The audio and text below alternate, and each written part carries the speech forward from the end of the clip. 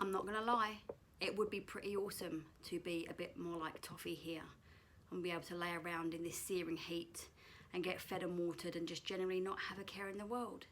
But here's the thing, when you are committed to creating a business and a life that lights you up from the inside, there are going to be days when you feel so overwhelmed and so anxious and so fearful and so uncertain, and you're going to get this whole conversation going in your head, and you're going to want to quit on yourself a lot of times as well. And I've realised that this is one question that I have been asking myself most recently that helps me to navigate out of that way more quickly than the methods that I used before. Because the methods that I used before were from all the gurus that you'll find on the motivation clips on YouTube, mainly men who tell you to knuckle down, who tell you to work longer, who tell you to get up earlier and tap into your necessity and just get up and keep going, because when you quit, you're a loser. And I bought into that for a really long time. Recently, I've started to ask this question so that I can step back into a vibration and a frequency and a thought process that is helpful to me. And that one question is, what do I need right now? What is something that I can do right now that will flip me or move me out of this current emotional state and into an emotional state where I feel more resourceful, where I feel more positive, where I feel like, okay, now I can get back to my schedule. Now I can show up the way I want to show up. If we don't ask that question and we get caught in our shoulds, I should be doing this, I should be doing that, our intention, our vibration is all wrong.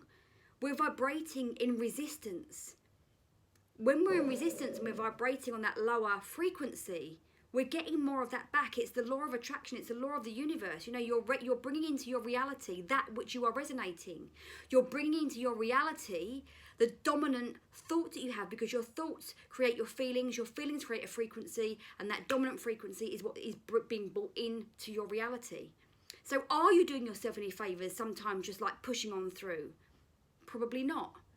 So when you ask yourself, what do I need right now? What is one thing that I can do right now that will help me to start shifting this energy? Now you're back in the game. Now you're back in control. Now you're building according to you and your needs and not what somebody else is telling you. Now for some of you, it may be as simple as just grabbing a nice cup of coffee and sitting in your garden and just chilling for 10-15 minutes and just telling that voice in your head, I hear you.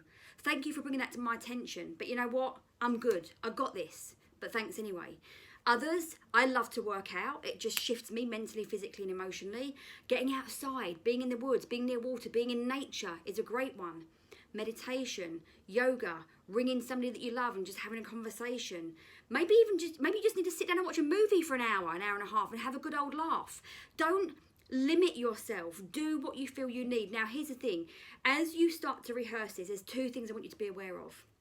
The first is that if you've never done this before, it's going to feel really uncomfortable, because weirdly, we don't wire ourselves to do things that we want to do and that serve us.